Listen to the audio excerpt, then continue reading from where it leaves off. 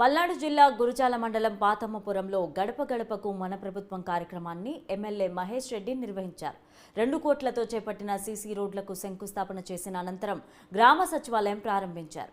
సంక్షేమ ప్రభుత్వం అంటే తమదేనని, దేశంలోనే సంక్షేమ ప్రథమ స్థానంలో ఆంధ్రప్రదేశ్ ఉందన్నారు. అయితే గ్రామాల్లో ఏ విధంగా కుళాయిలు నీటి సముదాయం ఉందో గ్రామాల్లో కూడా అలాగే సముదాయం ఉన్నాయని ఆయన తెలియజేశారు. రానున్న ఎన్నికల్లో సైతం వైసీపీ గెలిపించాలని ప్రజలు సిద్ధంగా ఉన్నారని కాసు మహేష్ రెడ్డి అన్నారు.